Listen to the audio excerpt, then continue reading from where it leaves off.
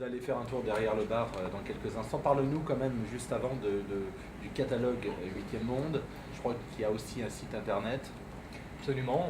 Le catalogue, c'est vraiment le cœur de ce qu'on propose. Après, on va beaucoup plus loin avec l'accompagnement dont disposent des experts en interne. Mais bon, déjà avoir ça entre les mains, c'est précieux parce que c'est quoi? C'est un catalogue qui regroupe à peu près 90% de nos références disponibles aujourd'hui.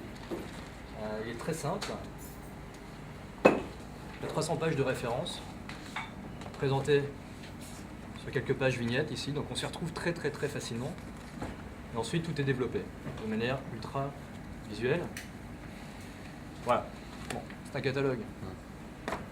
On va dire que c'est la condition sine qua non d'un bon distributeur, d'avoir un catalogue. Et au-delà de ça, le plus important, c'est la communication qu'on va organiser autour du contenu de ce catalogue. C'est pas impressionnant d'avoir une trentaine de références de backverseur, de doser, une cinquantaine de références de paille ou autre, une quinzaine de références de blender. C'est pas le plus compliqué ça, il faut aller chercher. On a mis du temps à construire cette offre-là. Mais derrière, effectivement, amener le client à comprendre l'intérêt d'utiliser tel ou tel blender plutôt qu'un autre, là, il y a une seconde étape. Et pour ça, on essaie d'être très pragmatique. Donc on diffuse des documents comme ça. Donc par exemple, pourquoi est-ce qu'on défend la gamme Blender Milton Beach?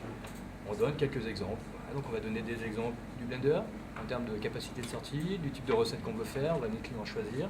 On va lui fournir effectivement, puis on va le rassurer, parce que c'est un investissement. Sur les produits alimentaires, c'est la même chose. On va expliquer l'utilité de chacun de ces produits alimentaires, à quoi il sert effectivement, quel type de cocktail il va pouvoir sortir. C'est du clé en main, c'est-à-dire qu'à un moment donné, quelqu'un qui ne sait pas faire du cocktail, qui n'a pas forcément de personnel formé en interne, mais qui veut s'y mettre, ne serait-ce qu'à lui, on saura répondre. Et évidemment, aux autres, ils savent déjà, ils se contenteront de savoir qu'on a le produit adéquat. L'idée, c'est vraiment de s'adresser à tout le monde. On est dans la phase de démocratisation du bar, et il faut l'accompagner. Sur les purées Funkin, c'est pareil, on est distributeur des purées Funkin en France, purées Funkin étant les purées les plus réputées au monde. D'ailleurs, j'invite les auditeurs du site Infobar à aller consulter notre week matériel du mois en cours, puisque on l'a agrémenté de 4 ou 5 recettes faites à base de Funkin, qui comprennent la photo, le cocktail, les ingrédients, et un lien vidéo sur le site de Funkin où on voit en live un bartender produire le cocktail.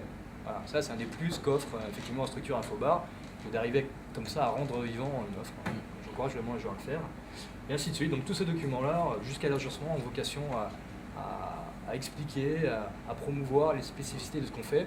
Un exemple très concret, on fait des stations de bars fixes. On a développé une offre de bar mobile qui percute pas mal, soit auprès des établissements type nightclub qui n'ont pas envie d'avoir un bar en dur, mais d'avoir un spot où travailler. Les vrais bars autonomes, c'est-à-dire un système d'alimentation en eau, un point d'éclairage mobile. Voilà, à chaque fois on essaie d'être en réflexion comme ça sur des demandes nouvelles et un peu atypiques et d'expliquer ce qu'on fait. Bon, je pense qu'on a résumé pas mal de choses. Je te propose qu'on aille derrière le bar, suivre un petit peu Jean-Marc. Ouais.